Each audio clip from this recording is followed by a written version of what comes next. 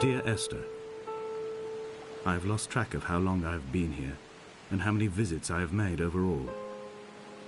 Certainly the landmarks are now so familiar to me that I have to remind myself to actually see the forms and shapes in front of me. I could stumble blind across these rocks, the edges of these precipices, without fear of missing my step and plummeting down to sea. Besides, I have always considered that if one is to fall, it is critical to keep one's eyes firmly open.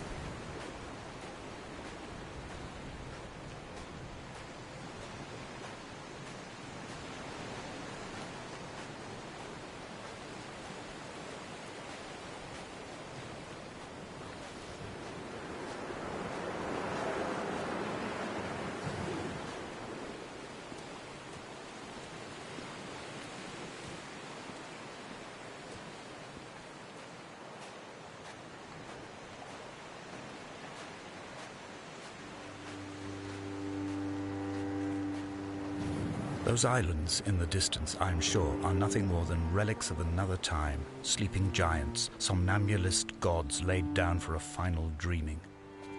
I wash the sand from my lips and grip my wrist ever more tightly. My shaking arms will not support my fading diaries.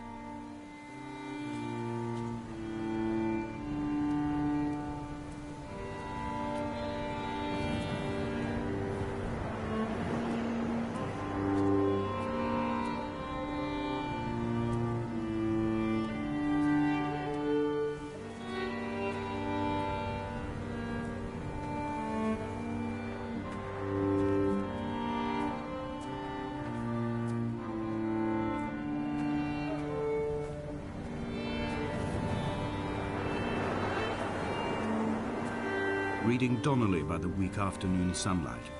He landed on the south side of the island, followed the path to the bay and climbed the mount.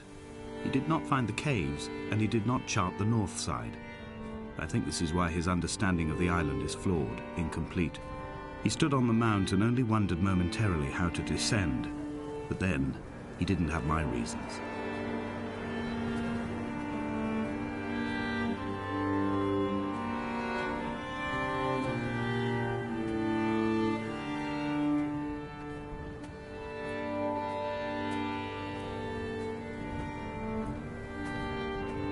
When someone had died or was dying, or was so ill they gave up what little hope they could sacrifice, they cut parallel lines into the cliff, exposing the white chalk beneath. You could see them from the mainland or the fishing boats, and know to send aid, or impose a cordon of protection, and wait a generation until whatever pestilence stalked the cliff paths died along with its hosts. My lines are just for this: to keep any would-be rescuers at bay. The infection is not simply of the flesh.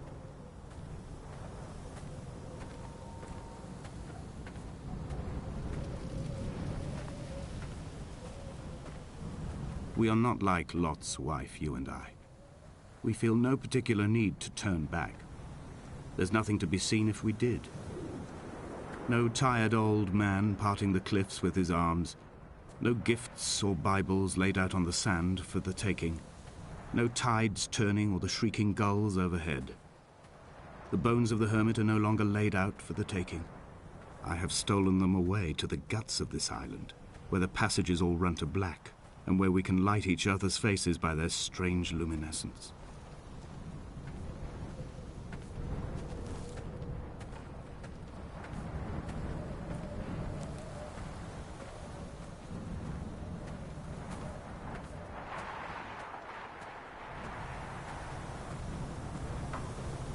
Dear Esther, I met Paul. I made my own little pilgrimage. My Damascus, a small semi-detached on the outskirts of Wolverhampton. We drank coffee in his kitchen and tried to connect to one another.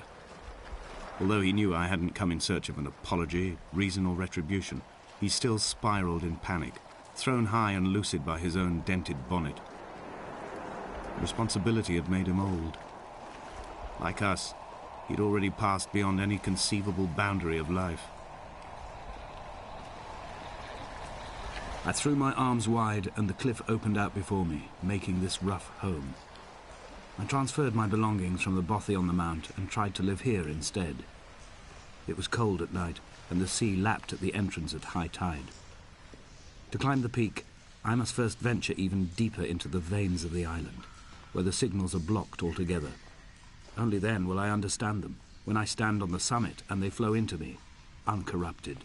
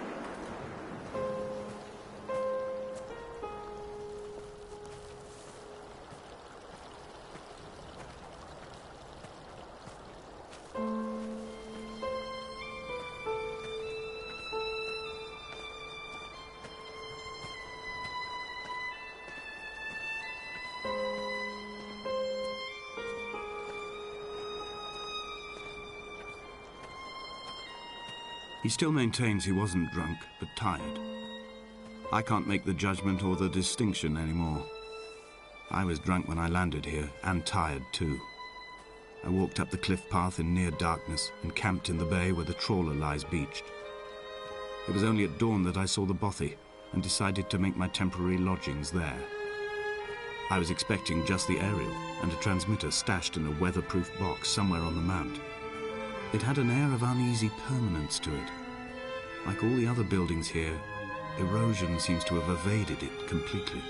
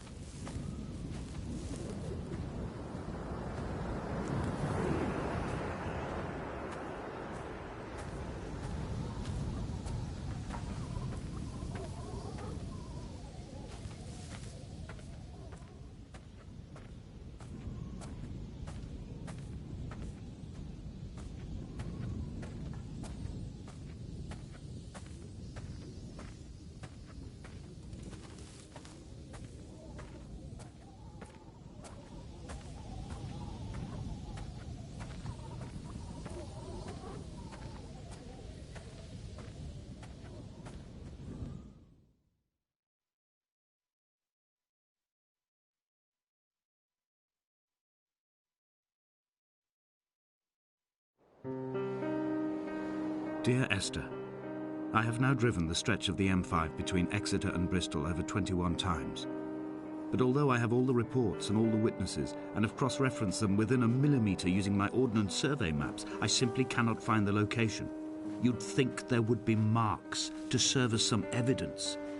It's somewhere between the turn-off for Sanford and the welcome brake services. But although I can always see it in my rear-view mirror, I have as yet been unable to pull ashore.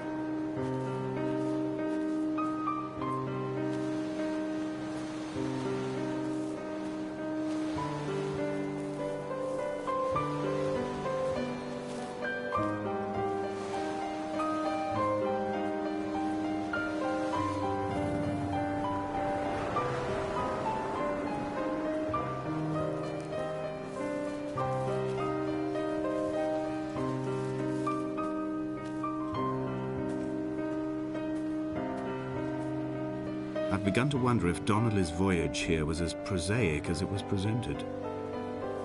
How disappointed not to have found the bones of the holy man. No wonder he hated the inhabitants so. To him they must have seemed like barnacles mindlessly clinging to a mercy seat. Why cling so hard to the rock? Because it is the only thing that stops us from sliding into the ocean, into oblivion.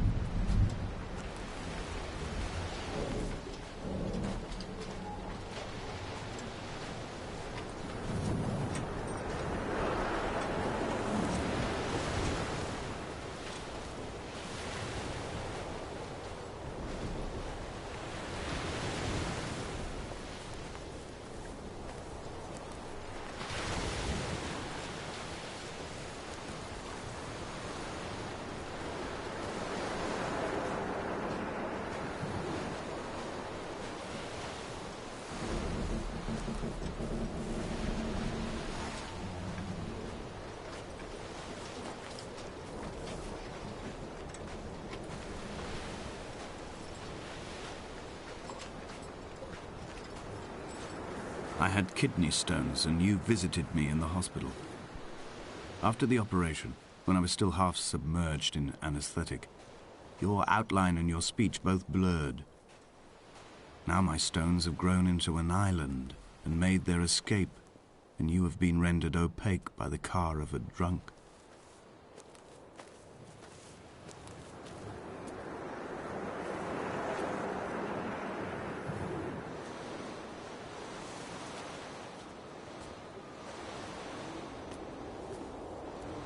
What charnel house lies at the foot of this abyss?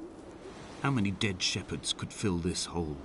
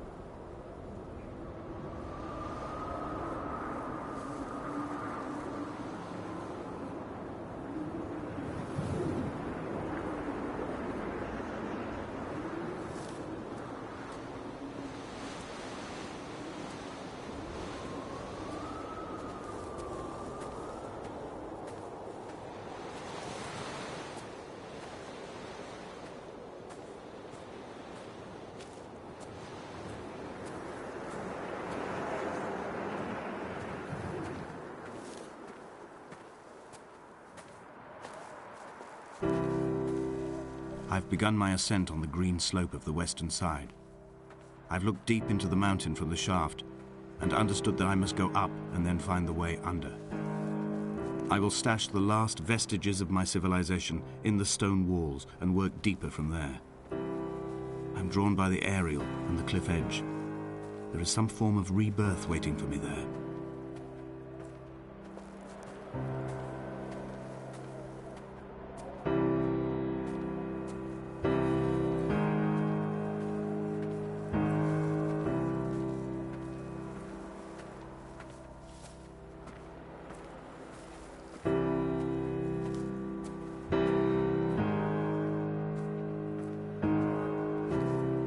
The bothy was constructed originally in the early 1700s. By then, shepherding had formalized into a career. The first habitual shepherd was a man called Jakobsen, from a lineage of migratory Scandinavians. He was not considered a man of breeding by the mainlanders. He came here every summer whilst building the bothy, hoping eventually that becoming a man of property would secure him a wife and a lineage. Donnelly records that it did not work. He caught some disease from his malcontented goats and died 2 years after completing it. There was no one to carve white lines into the cliff for him either.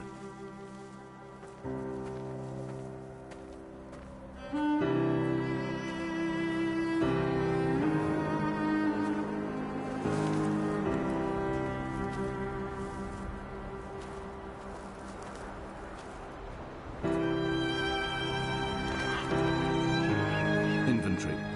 A trestle table we spread wallpaper on in our first home. A folding chair. I laughed at you for bringing camping in the lakes. I was uncomfortable later and you laughed then. This diary, the bed with the broken springs. Once asleep you have to remember not to dream. A change of clothes. Donnelly's book, stolen from Edinburgh Library on the way here. I will burn them all on the last morning and make an aerial of my own.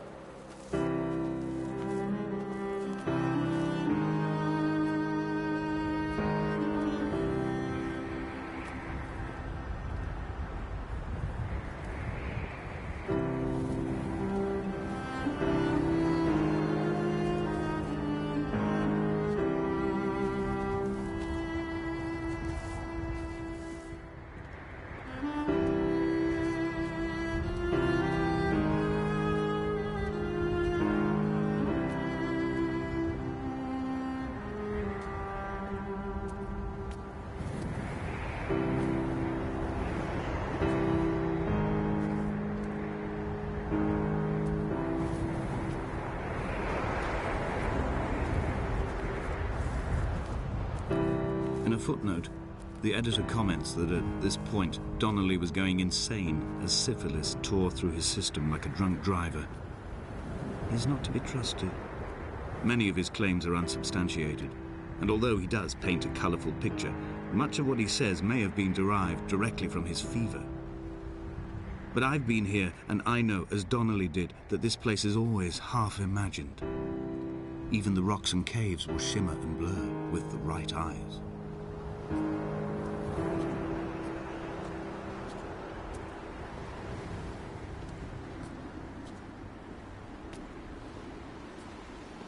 They found Jakobsen in early spring. The thaw had only just come. Even though he'd been dead nearly 7 months, his body had been frozen right down to the nerves and had not even begun to decompose.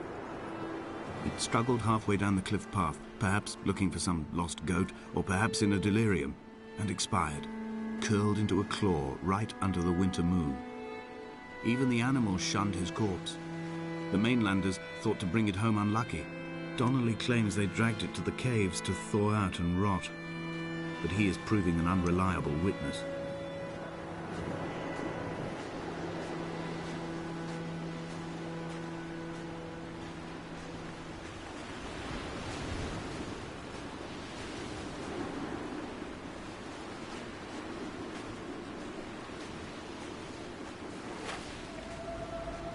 Climbing down to the caves, I slipped and fell and have injured my leg. I think the femur is broken. It is clearly infected. The skin has turned a bright, tight pink, and the pain is crashing in on waves, winter tides against my shoreline, drowning out the ache of my stones. I struggled back to the bothy to rest, but it has become clear that there is only one way this is likely to end. The medical supplies I looted from the trawler have suddenly found their purpose. They will keep me lucid for my final ascent.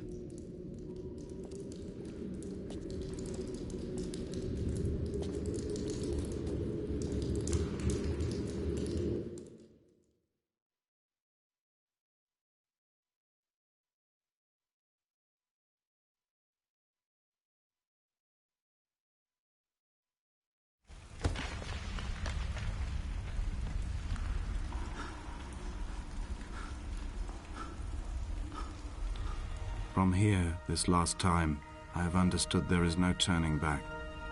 The torch is failing along with my resolve. I can hear the singing of the sea creatures from the passages above me, and they are promising the return of the gulls.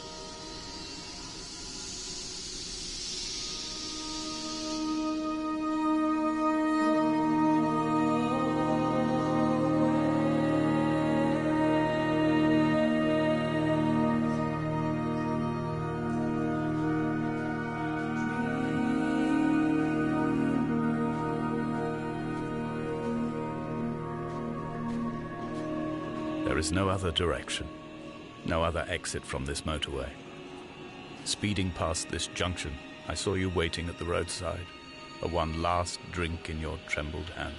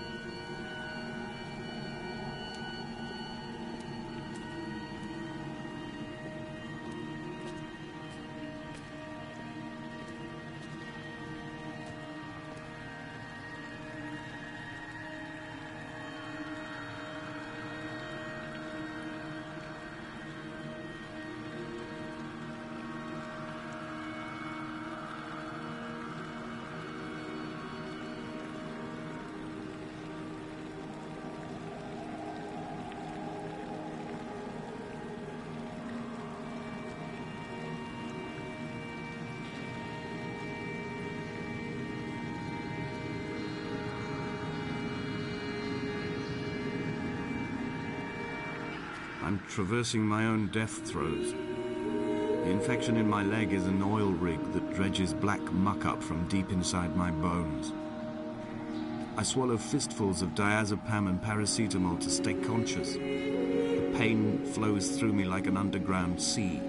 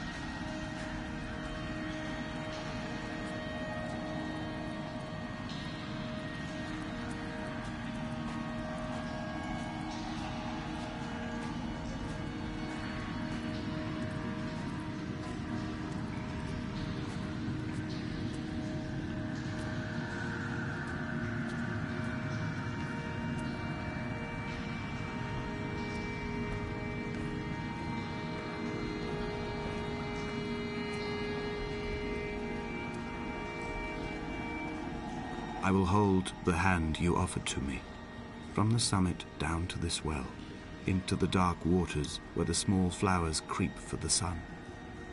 Headlights are reflected in your retinas, moonlit in the shadow of the crematorium chimney.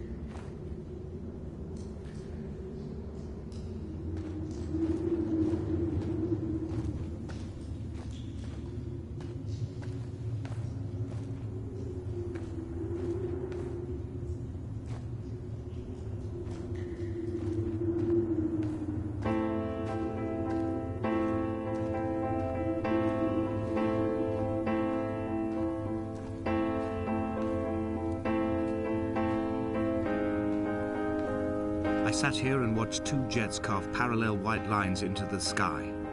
They charted their course, and I followed them for 21 minutes until they turned off near Sanford and were lost.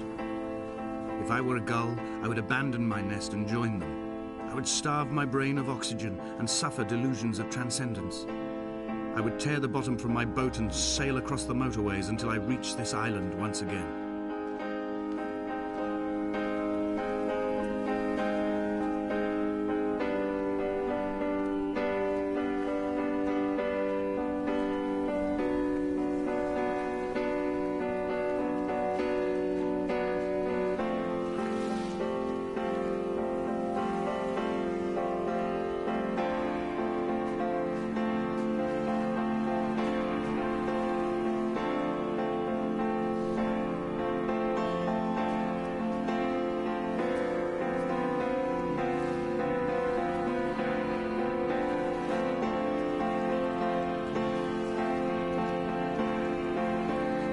I returned home with a pocket full of stolen ash.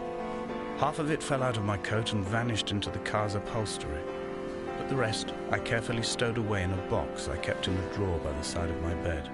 It was never intended as a meaningful act, but over the years it became a kind of talisman. I'd sit still, quite still for hours, just holding the diminishing powder in my palm and noting its smoothness. In time, we will all be worn down into granules, washed into the sea and dispersed.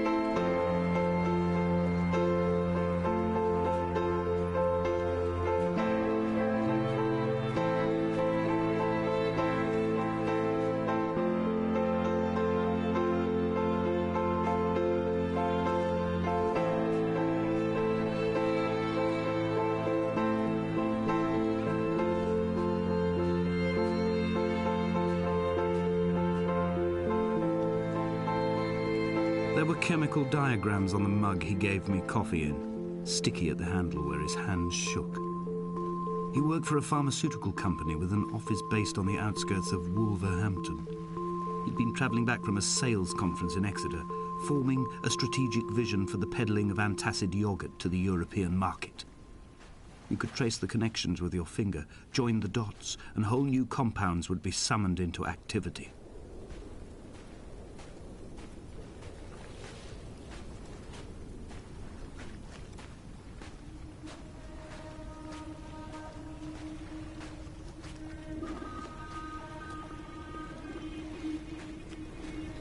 From here, I can see my armada. I collected all the letters I'd ever meant to send to you, if I'd have ever made it to the mainland, but had instead collected at the bottom of my rucksack, and I spread them out along the lost beach. Then I took each and every one, and I folded them into boats. I folded you into the creases, and then, as the sun was setting, I set the fleet to sail. Shattered into 21 pieces, I consigned you to the Atlantic, and I sat here until I'd watched all of you sink.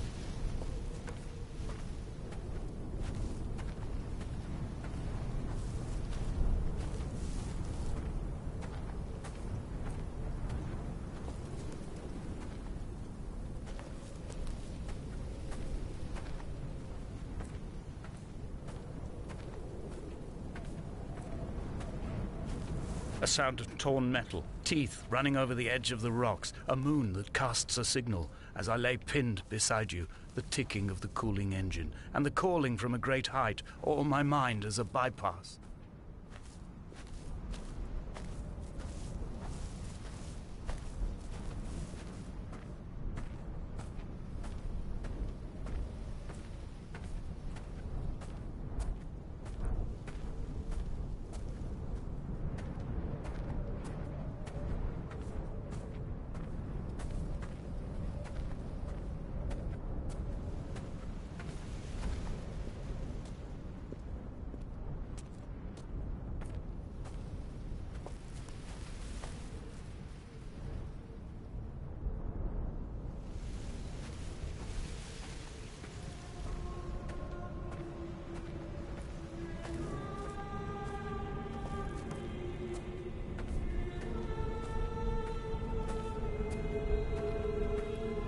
I've begun my voyage in a paper boat without a bottom.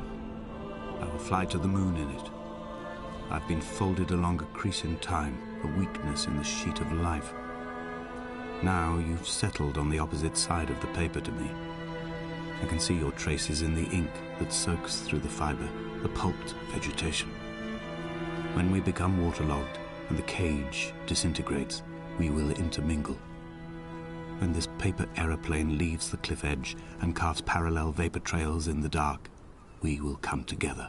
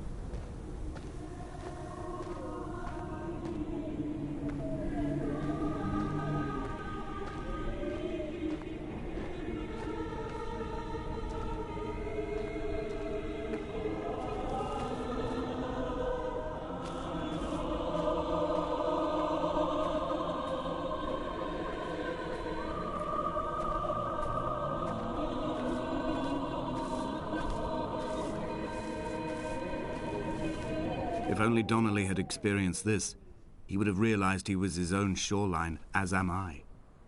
Just as I am becoming this island, so he became his syphilis, retreating into the burning synapses, the stones, the infection.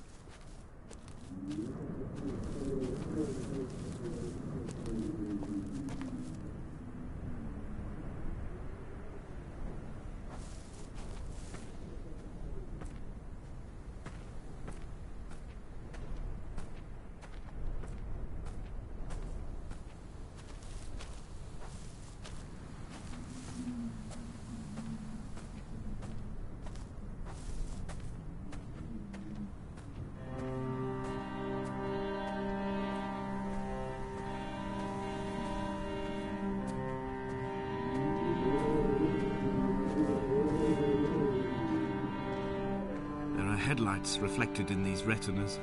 Too long in the tunnels of my island without a bottom. The sea creatures have risen to the surface, but the gulls are not here to carry them back to their nests. I've become fixed, open and staring, an eye turned on itself. I've become an infected leg whose tracking lines form a perfect map of the junctions of the M5. I will take the exit at mid-thigh and plummet to my Esther.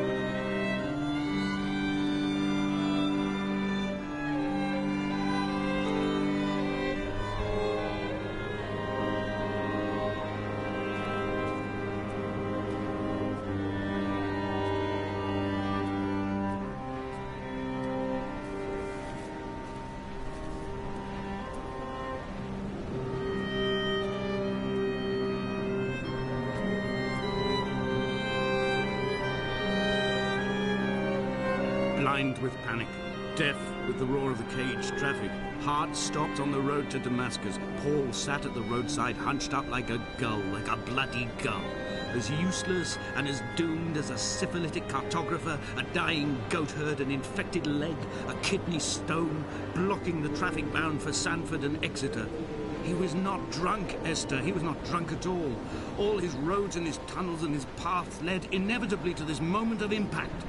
This is not a recorded natural condition. He should not be sat there with his chemicals and his circuit diagrams. He should not be sat there at all.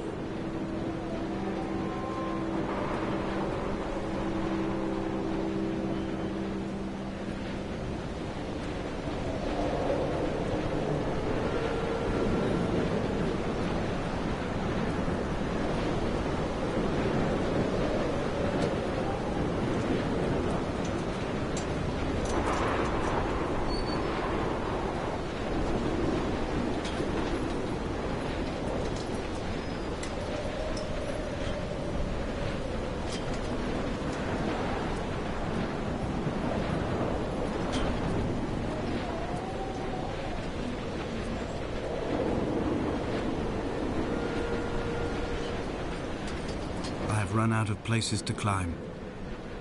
I will abandon this body and take to the air.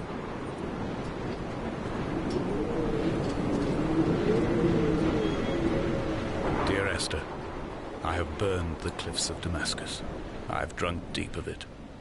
My heart is my leg and a black line etched on the paper all along this boat without a bottom. You are all the world like a nest to me.